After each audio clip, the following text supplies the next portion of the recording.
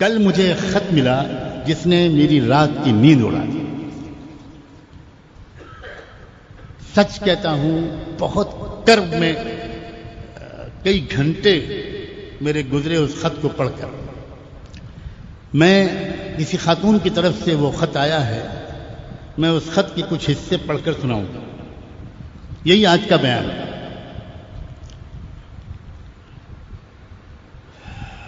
پہلی بات تو لکھی ہے ان خاتون نے کہ ہم اور ہمارے شوہر دونوں آپ سے بیعت ہیں. ہمارے سسرال والے ہم پر ناحق ظلم کرتے ہیں، غلط برتاؤ کرتے ہیں. ہمارے شوہر بہت اچھے ہیں، ہم اللہ کے احسان مند ہیں، شکر گزار ہیں. ہم جتنا شکر ادا کریں کم ہے. اللہ نے ہمیں اتنا اچھا شوہر دیا ہے. ہم یہ جاننا چاہتے ہیں کہ کیا بیوی پر اگر گھر والے ظلم کریں، غلط برتاؤ کریں، ناحق تانے دیں، تو شوہر کا یہ کہنا کہ میری خوشی کی خاطر برداشت کرتی رہو، کیا یہ صحیح؟ کیا یہ کوئی برائی ہے؟ ہم یہ نہیں چاہتے کہ ہمارے شوہر ہماری ساس سے جھگڑا کریں یا دونوں میں کوئی نااتفاقی پیدا ہو. لیکن جب ہماری ساس ہم پر ناحق ظلم کرتی ہیں تو وہ کم سے کم اپنی والدہ کو مصلحت سے سمجھائیں تو کہ وہ ایسا نہ کریں. ہماری ساس ہم پر ناحق ظلم کرتی ہیں، وہ ہمیں مجبور اور بے بس سمجھتی ہیں کہ ہماری طرف سے بولنے والا کوئی نہیں ہے. ہم 4 سال کے تھے کہ ہماری والدہ کا انتقال ہو گیا. ہم 3 بہنیں ہیں، بھائی نہیں ہے. ہماری پرورش ہمارے والد نے کی. بڑی بہن کا انتقال کینسر سے ہو گیا. دادا دادی نانا نانی اور 3 پھوپھیوں کا بھی انتقال ہو گیا. ہمارے میکے سے ہمارے سسرال میں کوئی نہیں آتا تو ساس کو لگتا ہے یہ مجبور اور بے بس ہے، اس کو سپورٹ کرنے والا کوئی نہیں. خود ان کا بیٹا بھی تو انہیں کچھ نہیں کہتا. ہماری ساس ہماری ہر چیز پر نظر رکھتی ہیں. آگے الفاظ پڑھتے ہوئے میں لڑکھڑاؤں گا لیکن میں پڑھوں گا. ہماری ساس روم کی تلاشی لیتی ہیں، ڈسٹ بن بھی چیک کرتی ہیں. ہمارے اور شوہر کے درمیان مداخلت کرتی ہیں. حد تو یہ ہے کہ ہم نے کب صحبت کی اور کب نہیں اس پر بھی نظر رکھتی. کہتی ہیں کہ تمہارے تو کل کے پہنے ہوئے کپڑے ہیں، رات کو تم نہائے نہیں. کیا میرے بیٹے کو تم کنٹرول کر رہی ہو؟ کیا شریعت انہیں اس بات کی اجازت دیتی ہے کہ وہ شوہر اور بیوی کی زندگی میں اس حد تک مداخلت کریں؟ ان کے برتاؤ سے ہم ڈپریشن کا شکار ہو رہے ہیں.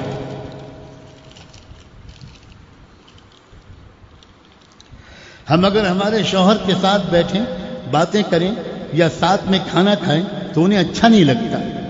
وہ ہم دونوں کو ہنستا ہوا دیکھیں تو چڑ جاتے ہیں.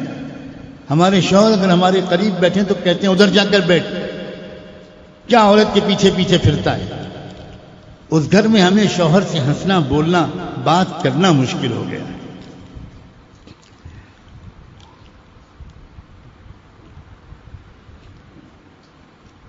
یہ مسلمان ساس ہے جو اپنی مسلمان بہو کے ساتھ یہ برتاؤ کر رہے. میں نے کوئی تحقیق نہیں کی ہے، کوئی عدالت نہیں بٹھائی ہے کہ ان کی خود کیا کیا غلطیاں ہیں. بالکل ممکن ہے کہ ان کی بھی غلطیاں ہوں. میں نے تو آج یہ فیصلہ کیا کہ اسی موضوع پر بات کرنی ہے اور آئینہ دکھانا ہے سماج کو کہ ہمارے گھروں میں ہو کیا رہا ہے.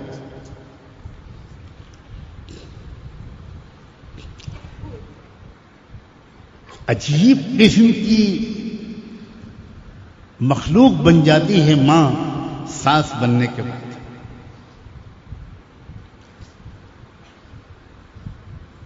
اس کو یہ بات بری لگتی ہے کہ اس کا بیٹا اپنی بیوی سے ہنسے، بولے، بات کرے، ساتھ میں کھانا کھائے.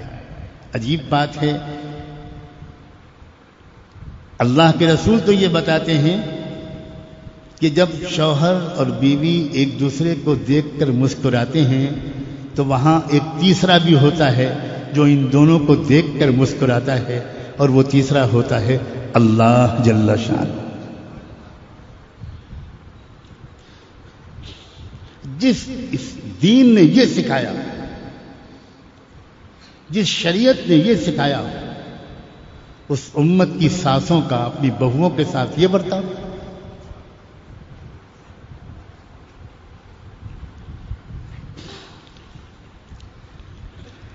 آگے چل کے یہ بیچاری لکھتی ہے کہ ہمیں فشر کا پرابلم ہے، بواسیر کی قسم کی جو تکلیف ہوتی ہے، ناسور، بڑا سخت تکلیف دہ بیماری ہے، وہ تکلیف بہت زیادہ رہتی ہے، درد اور تکلیف سے میرے آنسو بہنے لگتے ہیں، مگر کوئی ہماری کبھی کوئی مدد نہیں کرتا، گھر کا سارا کام ہمیں اکیلے ہی کرنا پڑتا ہے.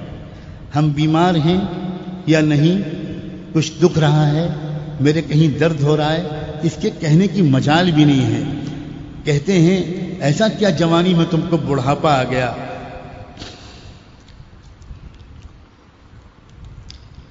صبح سے شام تک کوئی ایک کام بھی نہیں کرتی ہماری ساس اور نند.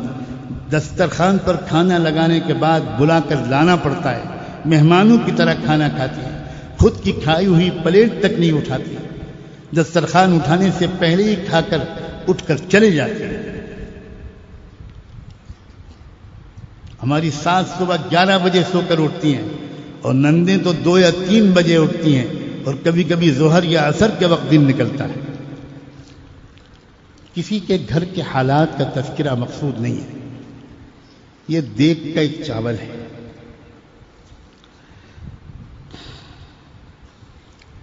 میں کم سے کم آپ لوگوں سے یہ کہتا ہوں، یا جہاں کہیں بھی یہ آواز پہنچ رہی ہے، کہ اللہ کے بندو اپنے گھر کے حالات کا ٹھیک سے جائزہ لو اور اس میں دخیل بنو، تماشائی مت بنو.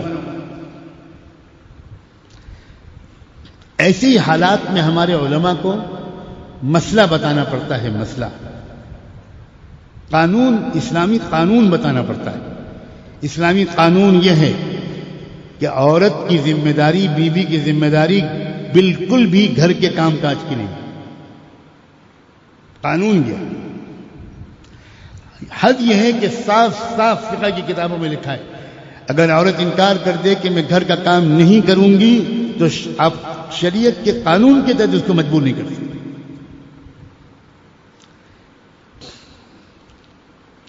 لیکن ہمارے علماء اس حقیقت سے اچھی طرح واقف ہیں کہ گھریلو زندگی صرف قانون کے سہارے نہیں چلا کرتی. گھریلو زندگی اخلاق سے چلتی ہے، محبت سے چلتی ہے، ایثار سے چلتی ہے.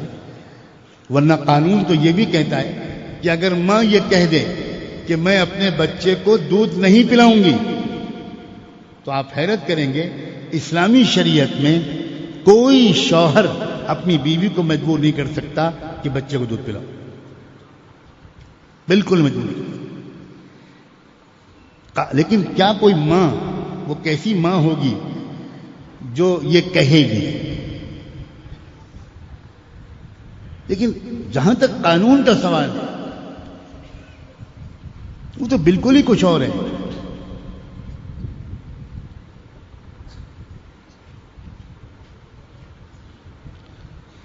اس لیے یہ آپ جو یہ بات یہاں سن رہے ہیں اور جہاں تک بھی آواز آج پہنچ رہی ہے یا کبھی پہنچے، میں کس طرح سے گزارش کروں کہ اس کو سنتے ہی آپ باقی کام چھوڑ کر اپنی گھریلو زندگی کا جائزہ لینا چاہیے. ایک دن چھٹی لے لیجیے اور بیٹھ جائیے گھر میں کہ بھئی ہمارے گھر میں کیا کیا گڑبڑیاں ہیں، آج سے تعلقات ٹھیک کرو، آج سے ماحول کو خوشگوار بنائیں ہم لوگ سب مل کر.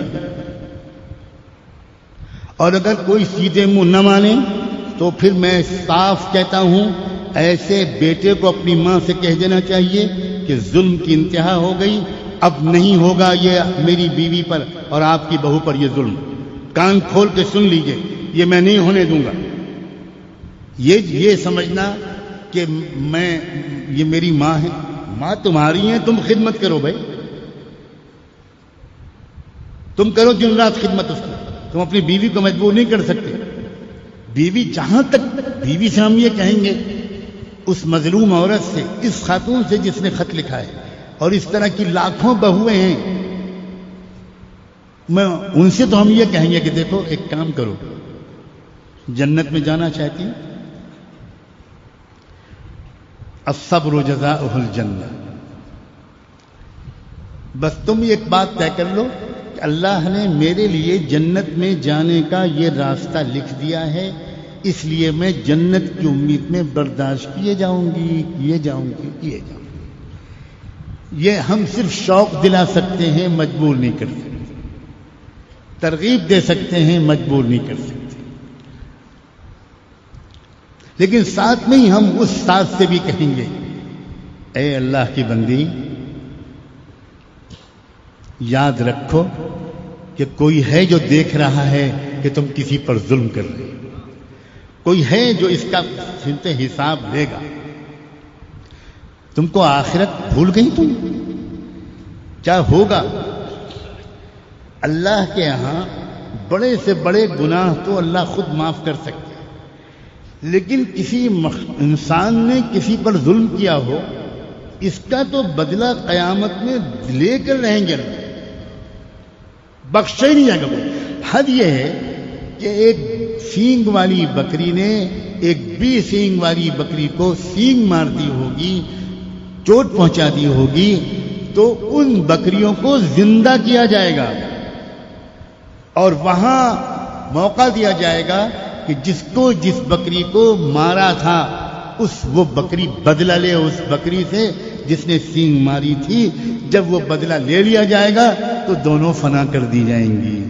جو اللہ ظالم اور مظلوم کے درمیان انصاف اس حد تک کرنے کا فیصلہ کر چکا ہے کہ وہ بے جان مخلوق غیر مکلف بکریوں کو بھی زندہ کر کے اور ان کے درمیان فیصلہ کروائے گا، وہ چھوڑ دے گا ایسی ساز کو؟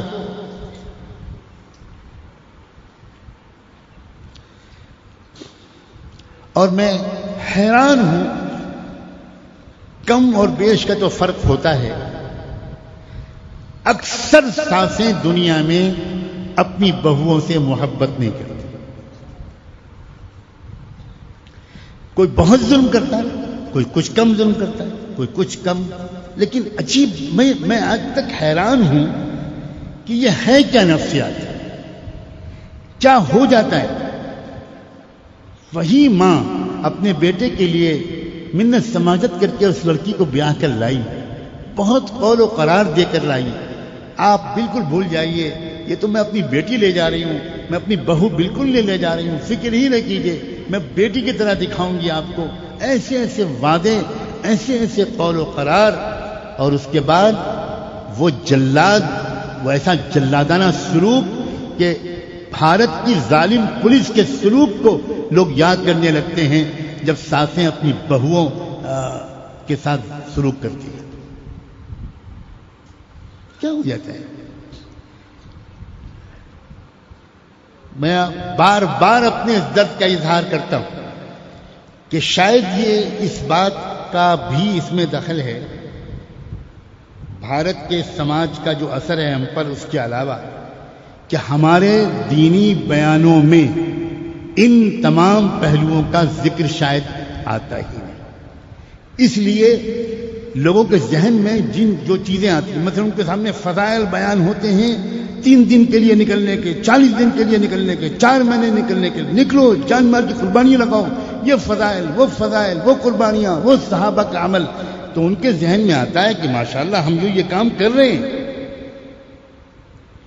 سر آنکھوں پر اللہ کے راستے میں نکلنے کے فضائل، لیکن اللہ کے راستے میں نکلنا مقصود نہیں ہے۔ اللہ کے راستے میں نکلنا تو اس لیے ہے کہ دین سیکھا جائے۔ 50 سال سے اللہ کے راستے میں نکل رہے ہیں اور دین سیکھا ہی نہیں، ایک بیان نہیں ہوتا اپنی بیویوں کے ساتھ حسن سلوک پر، اور اگر کوئی عالم یہ بیان کرنے لگتا ہے تو لوگ کہتے ہیں کہ ان کا وقت نہیں لگا ہے، ان کا سال لگواؤ سال۔ کون سے پاگل خانے میں ایسے لوگوں کا علاج ہے؟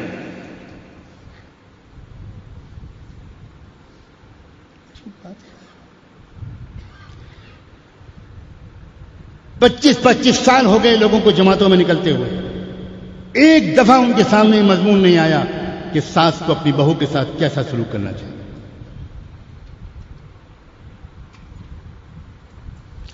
حضور صلی اللہ علیہ وسلم نے مذکورات میں کیا بیان کیے تھے؟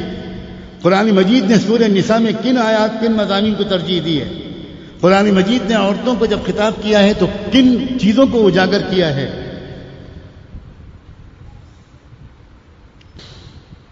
کچھ نہیں. ہمارے لڑکیوں کے مدرسوں کا نصاب بھی وہی جو لڑکوں کے مدرسے کا نصاب، اور لڑکیوں اور عورتوں میں جو بیان ہم کرتے ہیں مستورات کے اجتماع میں، وہ بھی وہی بیان کرتے ہیں جو ہم مردوں میں کرتے ہیں. اور یہاں تک کہ اس میں بیچ بیچ میں بھائیوں بزرگوں دوستوں بھی نکل آتا ہے، اس لیے کہ اس کی عادت پڑی ہوئی ہے. آج کل تو ایک نئی چیز ہے کہ بھائیوں بہنوں کا رواج عام ہوتا جا رہا ہے، اس سے ذرا آسانی ہو جائے گی لوگوں کو. الحمدللہ زیادہ سمجھدار لوگ نہیں بیٹھے ہیں تو سمجھے نہیں.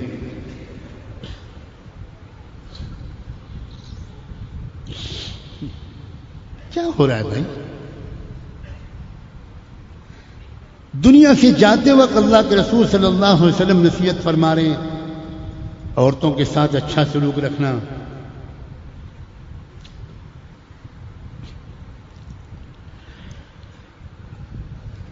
آپ اپنی ماں کی بہت خدمت کریں، ادب کریں، محبت کریں، دعائیں لیں، ان کے پیر کے تلوے چاٹیں، ان کی خدمت کریں، ان کی دعائیں لیں. ماں کے قدموں کے نیچے جنت ہے.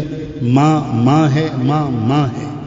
لیکن ماں اگر اپنی بہو کے ساتھ ظلم و زیادتی کرنے لگے تو پھر آپ خاموش بیٹھے رہیں؟ آپ خالی بیوی سے کہتے رہیں کہ تم جھلے جاؤ؟ ذرا اپنی جگہ پر رکھ کے دیکھیے، اگر آپ اس جگہ پر ہوتے تو آپ کی تمنا کیا ہوتی؟ آپ ماں کے پیر پکڑ کے خوش آمد کیجیے، ماں کے پیر پر اپنا قدموں پر سر رکھ دیجیے، ماں کے ہاتھ جوڑ لیجیے. ماں میں خدمت کر دوں گا. ماں پلیز آپ سے میں درخواست کرتا ہوں، پلیز آپ ایسا نہ کہیے، بیمار ہے وہ، میں کام والی کو رکھائے دیتا ہوں، کچھ سپورٹ کر دیں گے. ماں اپنی بیٹیوں سے بھی تو کہیے. یہ عجیب و غریب بات ہے. ہمارے سماج میں بھی یہ منحوس چیز آئی ہے کہ شادی سے پہلے لڑکیوں کو اپنے میکے میں کام کرنے کی کوئی ذمہ داری نہیں ہے. اگر ان کے گھر میں بھاوج آ گئی ہے، بھابھی کے آتے ہی 99% نندیں یہ سمجھتی ہیں اب ان سے ہم سے کوئی مطلب نہیں، ہم تو اپنی سسرال میں جا کے خدمت کریں گے. یہ تھوڑی ابھی ہم نہیں کریں گے. یہ اکثر و بیشتر. آپ ذرا خود اپنی بہنوں کو جائزہ لیں، آپ اپنے گھر میں جھانک کر دیکھیں. اور اکثر و بیشتر بیوی کے عشق میں شوہر ایسے مبتلا ہوتے ہیں کہ وہ اپنے بہنوں سے کہتے ہی نہیں کہ بھئی یہ کیا طریقہ ہے، تم لوگ صبح دیر تک سوتی رہتی ہو. اور اگر کہیں بھائی نے کہہ دیا تو پھر نندیں یہ کہیں گے کہ بھابھی نے کچھ کرا دیا ہے. کیا ہو گیا بھائی؟ تم مسجدوں میں جانا چھوڑ کر مندروں میں گھنٹہ بجاؤ. یہ مشرکانہ، مجھے کھل کر کہنے دو، یہ خالص بھارت کا برہمن مزاج ہے جو مسلمانوں کے اندر آ گیا ہے. تمہارا کلمہ ابھی تک تمہارے حلق سے نیچے نہیں ہوتا.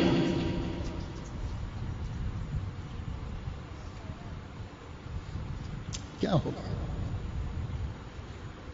کیوں اپنی بہنوں سے کہنے کی ہمت نہیں کر سکتا؟ کیوں میں اپنی بیٹیوں سے کہنے کی ہمت نہیں کر سکتا؟ خبردار، یہ نہیں ہونا چاہیے. دیکھو گھر گزر جو گھر کا ماحول عدالت کے قانون کے مطابق نہیں چلتا، گھر کا ماحول تو محبت سے چلتا ہے. میں ایسے گھروں کے دیکھنے کی تمنا کرتے کرتے بوڑھا ہو گیا جن گھروں میں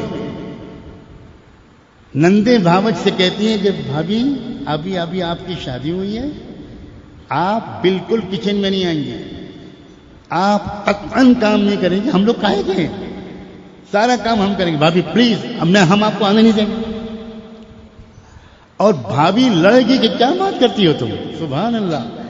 تم کو جانا ہے اپنی سسرالوں میں انشاءاللہ خوشیوں کے ساتھ، تم کو وہاں بہت خدمت کرنی ہے.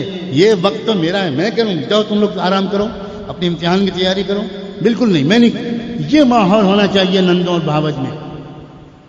اگر مسلمان ہیں وہ تو، اگر آخرت پر ایمان ہے تو یہ ماحول ہونا چاہیے. میں اس کے کہنے میں رسول اللہ صلی اللہ علیہ وسلم کی بہت سی حدیثی تعبیرات سے رہنمائی لیتے ہوئے کوئی ہچکچاہٹ محسوس نہیں کرتا کہ جو نند اپنے بھاوج کے ساتھ یہ سلوک نہیں کرے گی اس کا ایمان ناقص ہے، اور جو بھاوج اپنی نند کے ساتھ یہ سلوک نہیں کرے گی اس کا ایمان ناقص ہے۔